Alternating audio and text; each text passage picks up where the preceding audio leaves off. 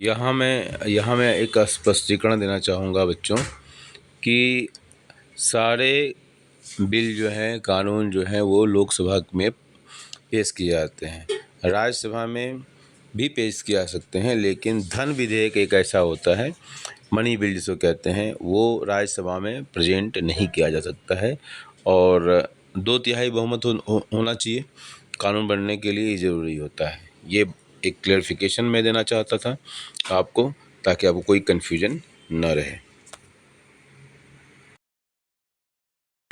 Present किया जाता है, व्हाट अ पॉइंट। और जब वहाँ पर मेजॉरिटी के लोग जब सहमत हो जाते हैं तो वो कानून बन जाता है प्रेसिडेंट जी के अप्रूवल से, व्हाट अ पॉइंट। ये प्रक्रिया होती है। अब मान लो कोई कानून तो बन गया, ठीक है, और एग्जीक्यूटिव्स का काम होता है उस कानून का इम्प्लीमेंटेशन करवाना। क्या काम होता है? कानून का इम्प्लीमेंटेशन करवाना, करेक्ट ना। अब वो कानून, समाज में हर तरह के लोग हैं, हाँ, कुछ सेल्फिश माइंड भी हैं, कुछ पावर का मिसयूज करते हैं। तो ऐसा हो सकता है कि कुछ लोग पावर का मिसयूज करें और जो कानून है, जिस उद्देश्य के साथ कानून बनाया गया, उसका पालन न हो। मेरी बात समझ रहे हैं? मेरी बात समझ में आ रही है? तो ऐसे समय में ये ज़रूरी है कि हमारे पास एक ऐसा सिस्टम हो, ठीक है, जो ये इंश्योर कर पाए कि कानून का पालन सही तरीके से हो रहा है या नहीं। और कानून के पालन करने के लिए जिस सिस्टम को बनाया गया, उस सिस्टम का नाम क्या है? जुडिशरी। क्या नाम है? क्या नाम है? जुडिशरी।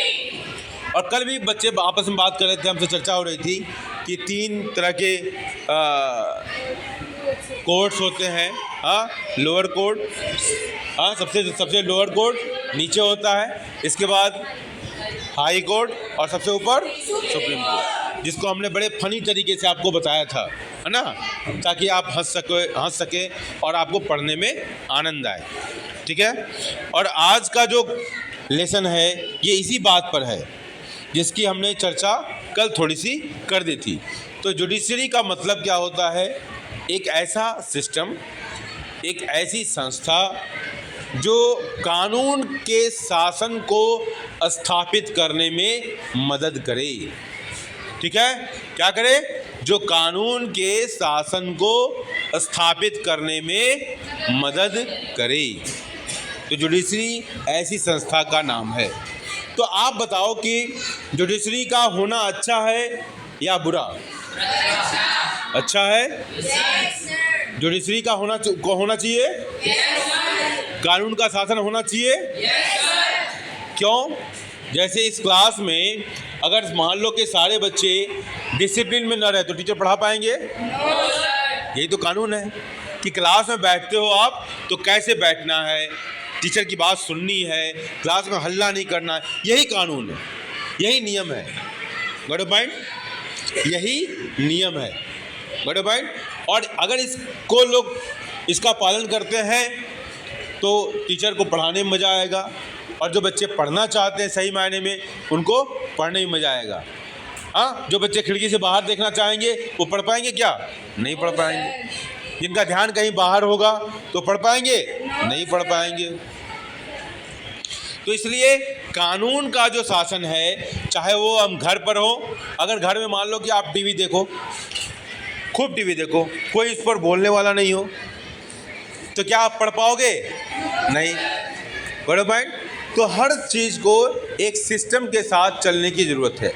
जब हम घर में एक सिस्टम को फॉलो करते हैं, स्कूल में एक सिस्टम को फॉलो कर रहे हैं, ठीक है, तो देश तो एक बहुत बड़ा ऑर्गेनाइजेशन है, बहुत सारे गाँवों को मिलकर बना है, बहुत सारे शहरों को मिलकर बना है, और करोड़ों लोग जो आदमी हैं, स्त्री पुरुष बच्चे, गरीब अमीर, इन सबको मिलाकर देश बनाए ना, बड़े भाई।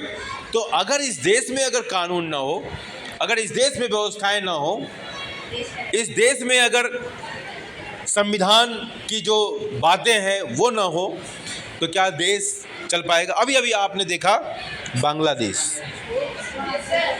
अभी अभी आपने देखा है बांग्लादेश। अच्छा ये बताओ, आप में से कितने लोग चाहते हो कि हमारे देश में भी बांग्लादेश की स्थिति बन जाए? चाहते हो? सर वो अच्छे चाहते हैं सर, हाथ खड़ा कर रहे थे सर। नहीं, ठीक समझ नहीं पाया। बड़ा पॉइंट। तो बांग्लादेश की स्थिति नहीं चाहते हो? बोलो, नहीं चाहते हो? चाहते हो यस और नो? नो, कोई नहीं चाहते हो। अभी बांग्लादेश में क्या है, कोई संविधान को नहीं मान रहा है, समझ रहे हो? कोई सिस्टम को नहीं मान रहा है। और क्या हाल हो रहा है, वहाँ के रहने वाले जो माइनॉरिटीज़ हैं उनकी ज़िंदगी, बिल्कुल उनकी ज़िंदगी, उनकी इज्जत, उनकी प्रॉपर्टी सब कुछ ख़त्म हो रही है, सब कुछ ख़त्म हो रही है। आप कल्पना करो, हमारे पास भी कुछ वीडियो आए थे, मैं देख के तो बिल्कुल मन कांप गया। इमेजिन करो कि अगर हम उस जगह होते तो हमारी क्या स्थिति होती। स्क्रीमिंग एवरीवेयर, डर लग रहा है। जो पड़ोसी भी हैं उनके ऊपर भी क्वेश्चन मार्क लग रहा है कि वो भी चाहते हैं कि प्रॉपर्टी उनकी हथियार लें। बड़ा पॉइंट। तो ये स्थिति है। मेरे कहने का बस मतलब इतना है कि अगर कानून, और कुछ समय पहले श्रीलंका में भी यही स्थिति बनी थी, कुछ समय पहले अफगानिस्तान में भी यही स्थिति बनी थी, वहाँ से लोग भाग के आए थे हमारे यहाँ, समझ रहे हो? तो कुल मिला के हम बस इतना ही कहना चाहते हैं कि हमारा देश चारों तरफ से ऐसी परिस्थितियों से घिरा हुआ है जहाँ पर इस देश के लिए खतरा है, समझ लो।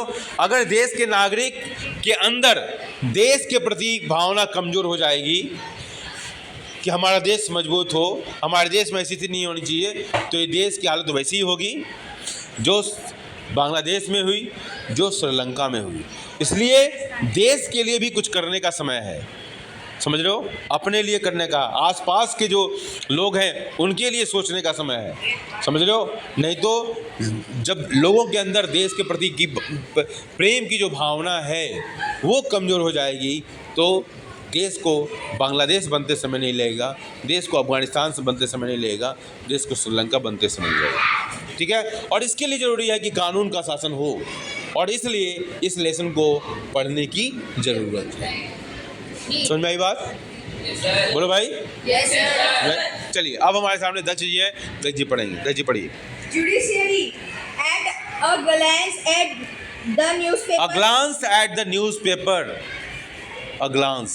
A glance. A glance at the newspaper provides you a glimpse of the range of work done by the courts in this country. But can you think of why we need these courts? As you have read in Unit 2 in India, we have the rule of law. What this means is that laws apply equally to all persons and that a certain set of fixed procedures need to be followed when a law is violated. To enforce this rule of law, we have a judicial system that consists of mechanism of courts that a citizen can approach when a law is violated. As an organ of government, the judiciary plays a crucial role in the functioning of India's democracy. It can play this role only because it's independent. What does an independent judiciary mean?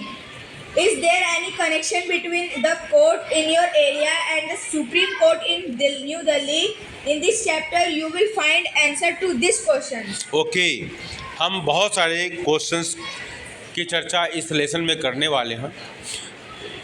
इसमें एक बहुत बड़ा term use किया गया, independent of judicial system. जो judicial system है, जो judiciary है, इसको इंडिपेंडेंट होना चाहिए। इसका मतलब मुझे कोई बताएगा? इसका मतलब मुझे कोई बताएगा? इंडिपेंडेंस ऑफ जुडिशरी, इसका मतलब क्या होता है?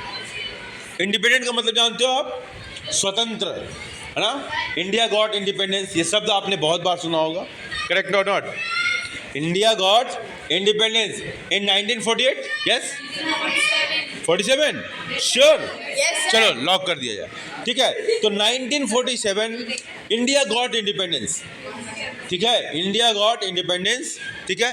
तो उसी तरह इंडिपेंडेंस ऑफ जुडिशरी मतलब हमारा जो जुडिशियल सिस्टम है, जो कोर्ट की व्यवस्थाएं हैं, जिसके ऊपर ये रिस्पॉन्सिबिलिटी दी गई है कि कानून का शासन हो, रूल ऑफ लॉ हो, ठीक है, लोगों को न्याय मिल पाए, वो क्या होना चाहिए? इंडिपेंडेंट होना चाहिए, स्वतंत्र होना चाहिए, उसके ऊपर कोई रोक नहीं होना चाहिए, उसके ऊपर कोई बंधन नहीं होना चाहिए, उसको प्रभावित करने वाले लोग नहीं होने चाहिए।